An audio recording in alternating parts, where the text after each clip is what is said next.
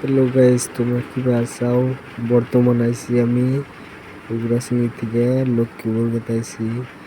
লক্ষ্মীপুর যাওয়ার পথে কইলাম না একটা ভিডিও বানাই। ভিডিওটা তো তোমরা দেখবানি, দেখে পরে উঠলো দিও।